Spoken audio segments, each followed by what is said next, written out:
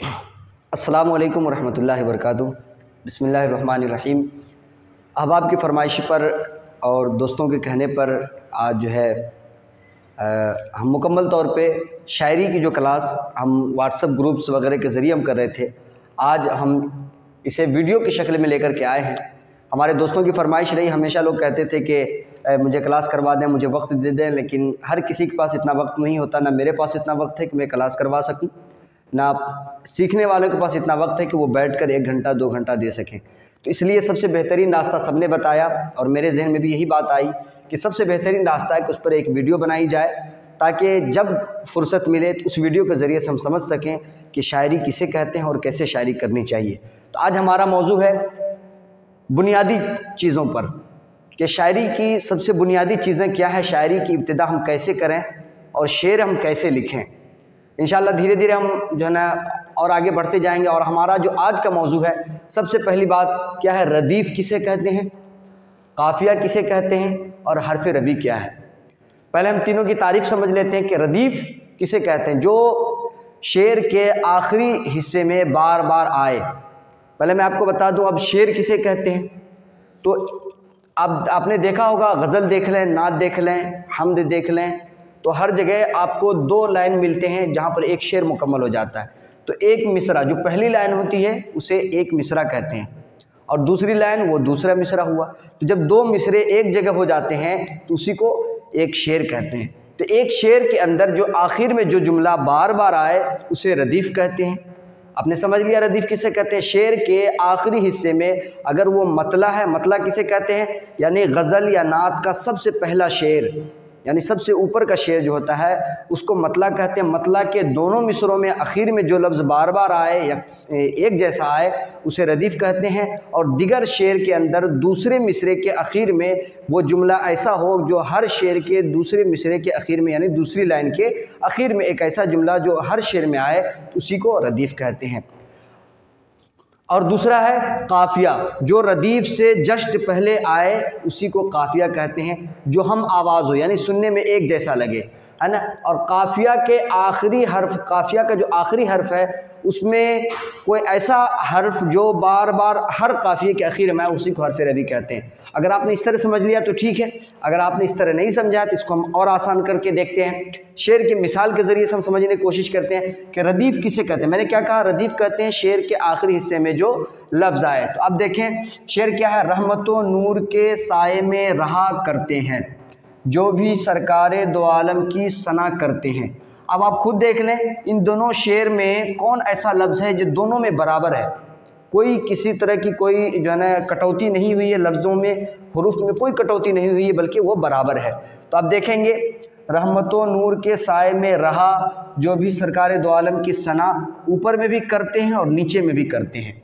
मैंने क्या कहा था, जो बराबर आए और दोनों मिसरों में, मतला के दोनों मिसरों में आए उसी को रदीफ़ कहते हैं। तो गोया कि ये करते हैं, ये करते हैं, दोनों में एक जैसा है, इसी को कहते हैं रदीफ़। आपने समझ लिया, इसको रदीफ़ कहते हैं। अब आप मिसाल के ज़रिए से आपने देख लिया। अब इस कलाम के हर शेर को आप देखेंगे तो उसके दूसरे मिसरे में करते हैं ज़रूर आएगा, अगर करते हैं नहीं हुआ तो वो शेर मुकम्मल नहीं होगा। तो इसी को रदीफ़ कहते हैं जो बार बार आए, ठीक है। अब मैंने बताया था कि रदीफ़ से पहले जो लफ्ज़ हम आवाज़ है उसको काफ़िया कहते हैं। अब इसमें हम ढूंढते हैं काफ़िया कहाँ है, तो रदीफ़ हमने समझा दिया कि करते हैं रदीफ़ है, ऊपर में भी करते हैं। ऊपर में करते हैं से पहले रहा, रहा आ रहा है, और नीचे में करते हैं से पहले सना, ठीक है। रहा और सना सुनने में देखें एक जैसा लग रहा है, सना, रहा, वफ़ा, दिया, हवा, हुआ, किया, सब एक जैसे लग रहे हैं, इसी को काफ़िया कहते हैं, यानी सबकी आवाज़ एक जैसी हो।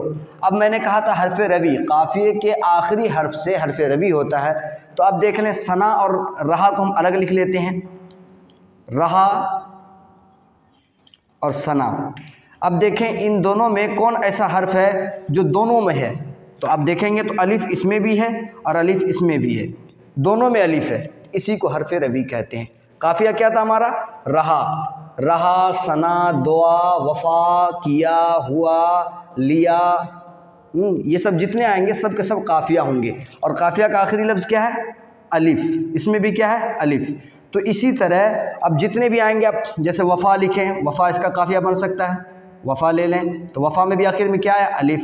दुआ ले लें, दुआ का भी आखिरी लफ्ज़ क्या है, अलिफ। हरफ रवी से पहले का हर्फ तब्दील करना है, तब्दील होता रहे उससे कोई मतलब नहीं, लेकिन हरफ रवी का जो अलिफ है वो कायम रहना चाहिए। तो आप अलिफ से पहले देखें ऊपर में हे आ रहा है, यहाँ अलिफ से पहले नून आ रहा है, यहाँ वफ़ा में देखें अलिफ से पहले फ़ा आ रहा है, यहाँ अलिफ से पहले आइन आ रहा है, लेकिन इससे कोई मतलब नहीं है, बल्कि हरफ रवी अलिफ अगर हमने रखा है तो अब अलिफ हर जगह लाना लाजिम है, उससे पहले कोई हर्फ भी आ जाए तो रहा भी काफ़िया हो सकता है, सना भी काफ़िया हो सकता है, वफ़ा भी काफ़िया हो सकता है, दुआ भी काफ़िया हो सकता है। अब आप देख लें ऐसा कोई जुमला जिसके आखिर में अलिफ आ रहा हो वो हर कोई काफ़िया बन सकता है। आपने समझ लिया काफ़िया किसे कहते हैं, और रदीफ़ भी आपने समझ ली।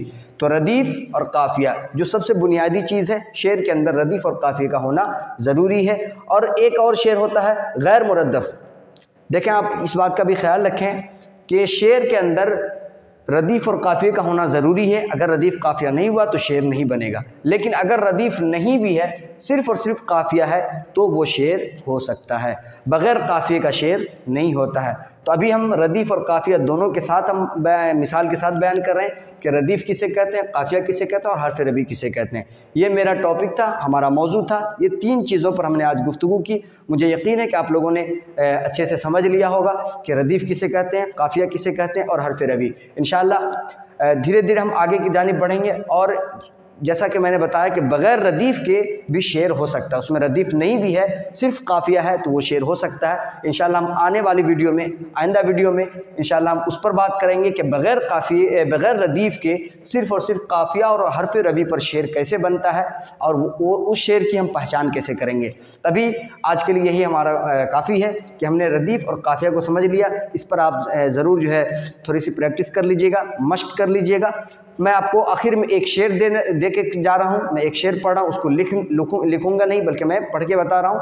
आपको क्या करना है, उस शेर के अंदर आपको तलाश करना है कि उसमें काफ़िया क्या है और उसमें रदीफ़ क्या है और हर्फ रबी क्या है। ये बात याद रखिएगा, हर्फ रबी काफ़िया के आखिरी हर्फ से निकलता है और रदीफ़ में किसी तरह की कोई तब्दीली नहीं होती है। तो मैं आपको एक शेर पढ़ के बता रहा हूँ। नात का शेर है, वाह क्या जूदो करम है शहे बतहा तेरा, नहीं सुनता ही नहीं मांगने वाला तेरा।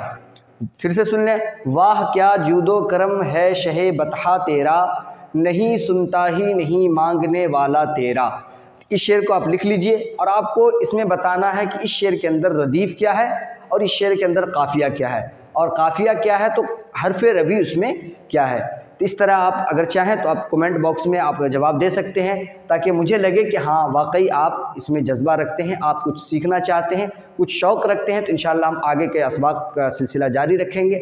अगर आप चाहते हैं कि ये सिलसिला हमारा जारी रहे तो आप ज़रूर कमेंट के ज़रिए से हमें ज़रूर बताएं कि आपको ये हमारी वीडियो कैसी लगी, हमारा तरीक़ा कैसा लगा, और आपके जहन में बातें आई या नहीं आ पाई हैं। और आपने सबक मुकम्मल करने का तरीका यही है कि आपको जो मैंने एक शेर अभी बताया, वाह क्या जूदो करम है शहे बतहा तेरा, नहीं सुनता ही नहीं मांगने वाला तेरा, इसमें से रदीफ़ और काफ़िया को अलग करके आपको कमेंट बॉक्स में लिखना है। उसमें बताना है रदीफ़ क्या है, काफ़िया क्या है और उसमें हर्फ रबी क्या है। तो इंशाअल्लाह मुझे यकीन है आप लोगों ने समझ लिया होगा। ये आओ शायरी करें हमारा पहला सबक था। इंशाअल्लाह गैर मुरद्दिफ़ कलाम पर भी इंशाअल्लाह हम अगली वीडियो में बात करेंगे। और आपको अगर कोई आपके जहन में कोई सवाल हो, कुछ पूछना हो, तो हमारा नंबर दिया हुआ है, आप मुझसे रब्ता कर सकते हैं।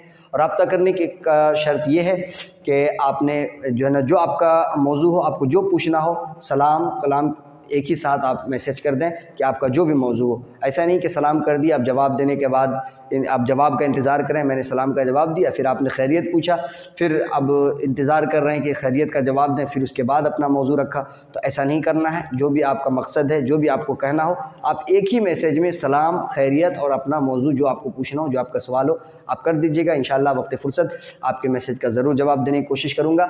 और आप ज़्यादा से ज़्यादा इस वीडियो को शेयर करें, ताकि वो हज़रात जो चाहते हैं कि हम शायरी करें, शेर लिखें, उन तक ये वीडियो पहुँच सके और वो बआसानी जो है शेर को समझने की कोशिश करें और वो शेर लिखने पर आ जाए। इंशाअल्लाह अगर आप इसी तरह अपना जज्बा दिखाएंगे तो हम और भी मज़ीद वीडियोज़ वगैरह बनाते रहेंगे। और इंशाअल्लाह एक दिन ज़रूर आप ख़ुद से शेर लिखने लग जाएंगे, शेर समझने लग जाएंगे, शेर की पहचान करने लग जाएंगे। तो मिलते हैं इंशाअल्लाह किसी नई वीडियो के साथ। अपना बहुत सारा ख्याल रखिएगा, हमें भी अपनी दुआ में याद रखिएगा। अल्लाह हाफ़िज़। अस्सलामु अलैकुम व रहमतुल्लाहि व बरकातुहू।